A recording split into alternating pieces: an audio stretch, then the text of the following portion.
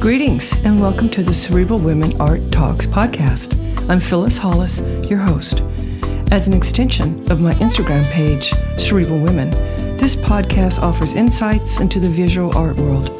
I interview artists, mainly artists of color and female artists, who will freely articulate what inspires their creativity. In addition, you'll hear interesting perspectives from dedicated art professionals who work with artists and the art institutions that feature them. I'm confident that collectively, these individuals will indeed stimulate your mind as they do our eyes. Please know these interviews are conducted in my Manhattan apartment, so please forgive the background sounds of city life. Welcome to the Cerebral Women Art Talks podcast.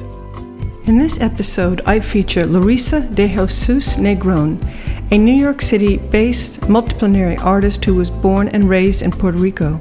Her commitment to art making began as early as 9 years old. Throughout her first 19 years, she lived in several municipalities in Puerto Rico and eventually attended the School of Plastic Arts in Old San Juan, where she began majoring in drawing and painting.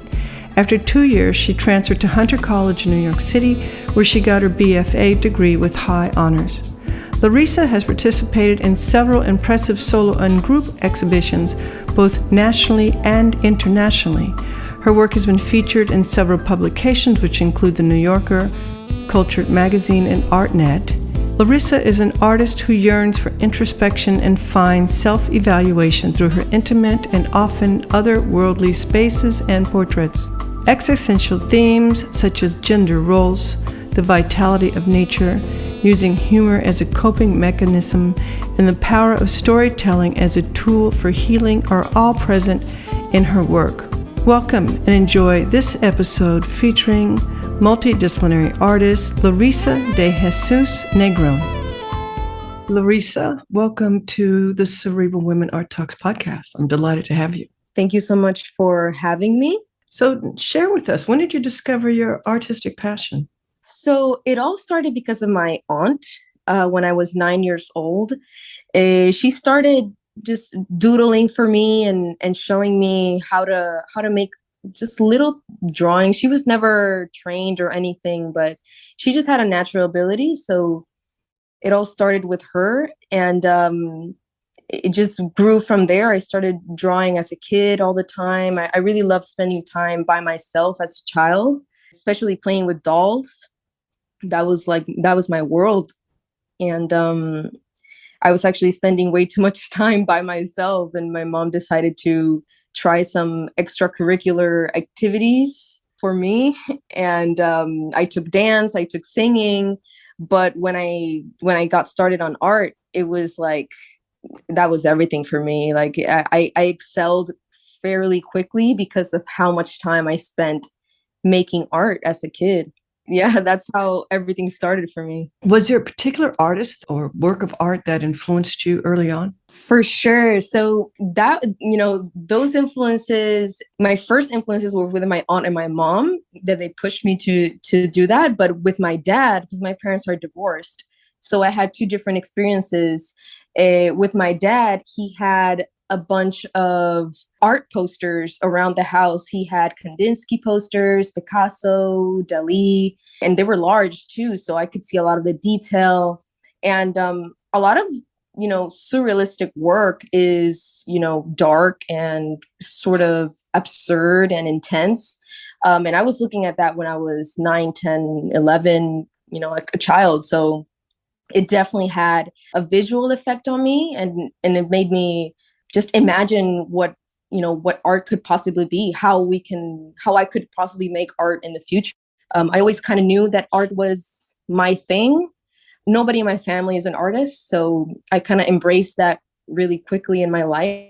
And I'm still, pursuing that and finding new references in artists. I mean, I love looking at art. So I'm influenced by a lot of artists, but I would say I'm more towards surrealism and neo-surrealism. How would you define your practice? I would say a way to describe my practice is ever changing, because I don't know exactly where my art is going to lead me, but I know that I'll be an artist for the rest of my life. I know that because I enjoy making art so much. And it's a form of therapy for me.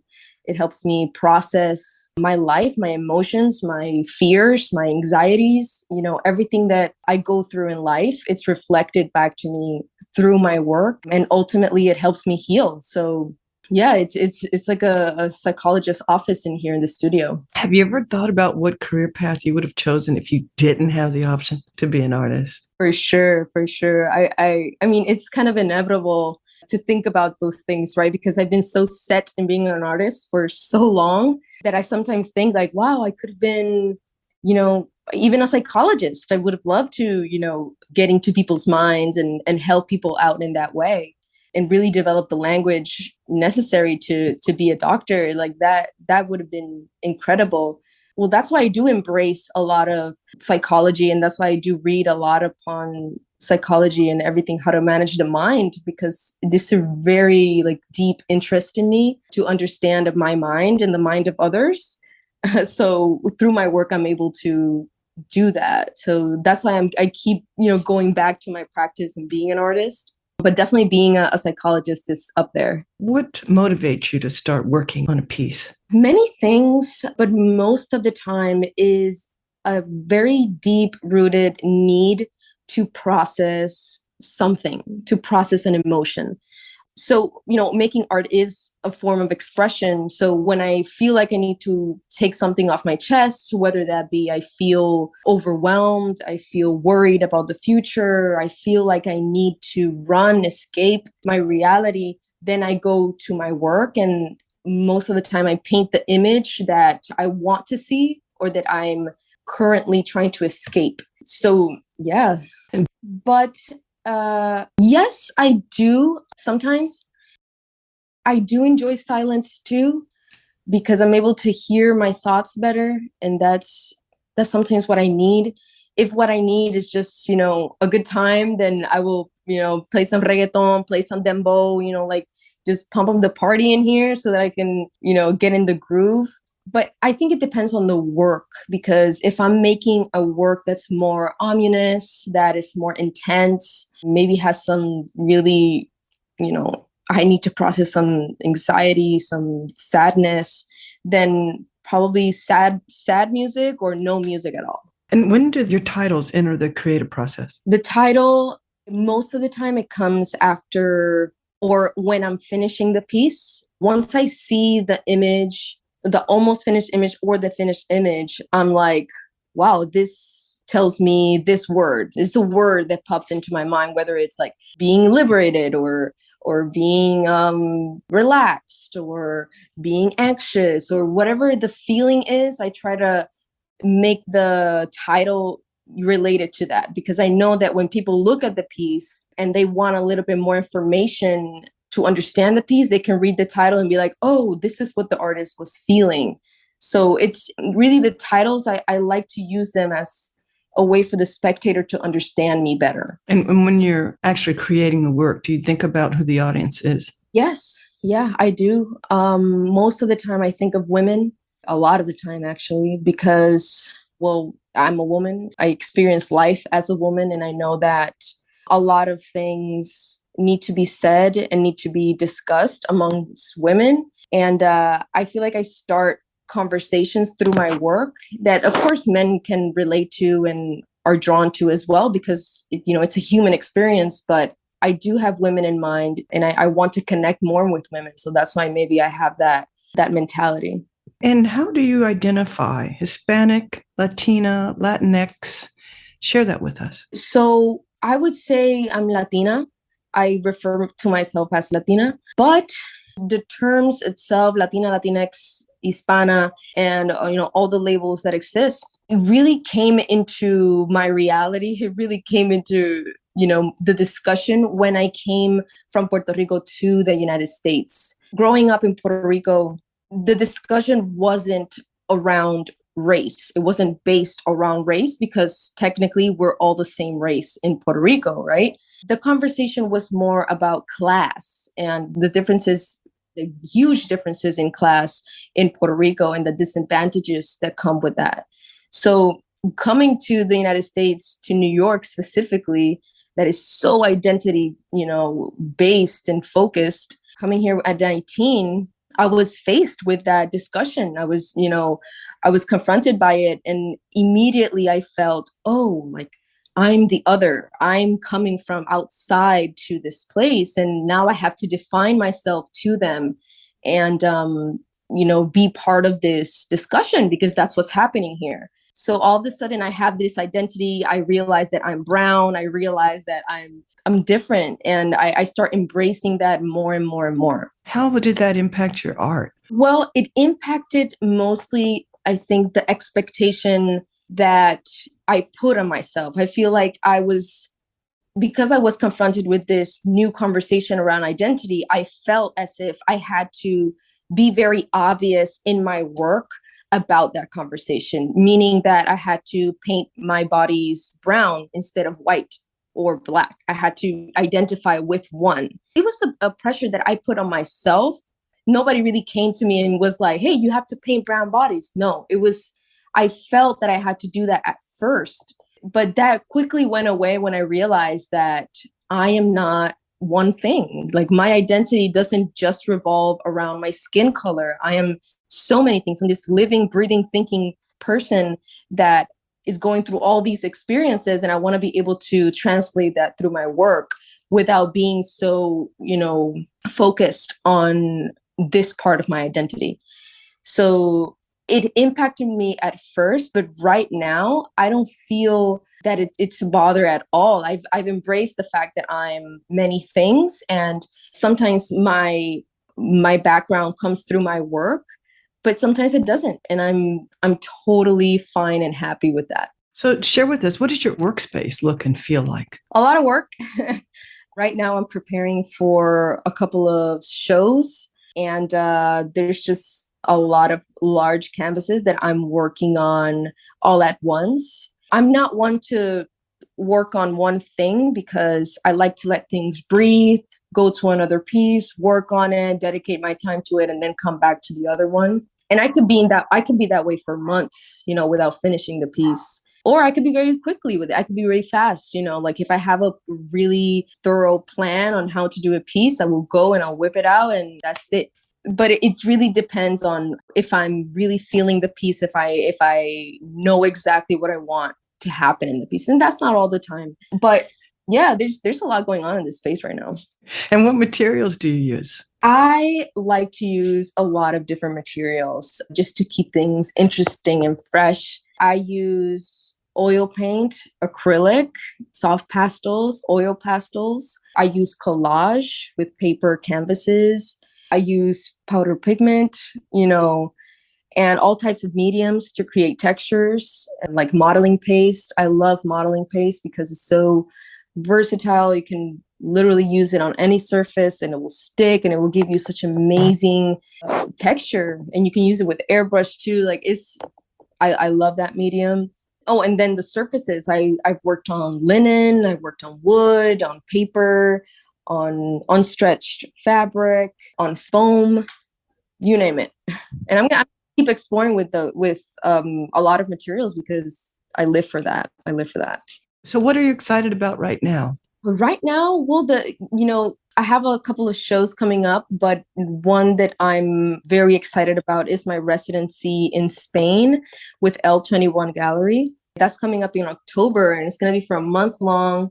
And I'm going with my mom, and it's just something so new. I've never traveled with my mom alone. I've never done a residency outside of the United States. So, well, actually, I did one in Mexico, but I've never done one in Europe. So that's a whole new thing for me, and I'm just crazy excited and looking forward to what works I'm going to create over there. I don't really have a plan for the works yet, so I'm excited to see what happens. How do you keep learning? Well, one way I stay learning is by searching for new references. I sometimes get stuck with an artwork or, something that I'm working on, and I'm like, I need something new.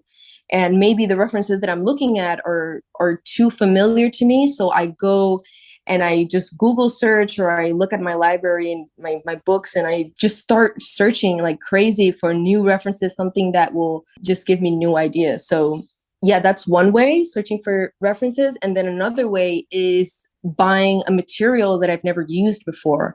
Recently, I bought resin, and I'm trying to make these like spheres with resin so I can put on canvases. And I still don't know how technically I'm gonna do that, but I want to try and see what happens. It could be a total failure, or it could be like a new discovery. So that's definitely a way that I stay interested in my practice. How do you feel your art professors contributed to your ability to create? They really influenced a couple of them. So I had a professor in Puerto Rico. His name is Jose Luis Vargas.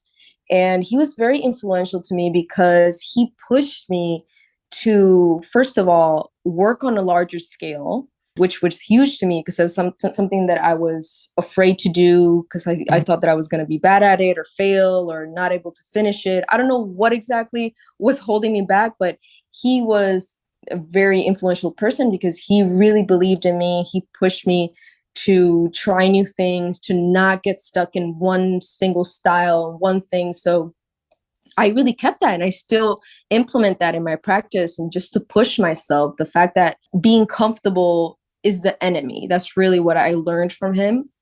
And in Hunter College, when I came to New York, I learned a lot of technical things that didn't have to do with painting per se, like printmaking, photography, video. A lot of other influences that had nothing to do with painting then came into my mind, and it blew my mind, because then this is where I started to think about my artwork as a multidisciplinary practice. I was like, hey, I don't have to be just a painter. I could incorporate all types of things inside of my paintings and make them whatever I want them to be. So definitely learned a lot about materials in college that I still use today. When did you really start to develop your narrative? Well, my narrative, I would say maybe 2014. And that's when I started to make drawings of female bodies. And I started doing it just to process my own shame in my own body that I felt. And it was a way for me to just love the female body and be able to embrace it. So yeah, I think in 2014, I started working with bodies, and then it just evolved so quickly because of all the influences that I was getting in college, film and performance and all of that. Those references were influencing in my painting as well. Like a lot of my work comes from cinema and film, and they're like movie stills for me. Like it's just a little moment in time that it's happening, and I can imagine a whole film, being based around a painting.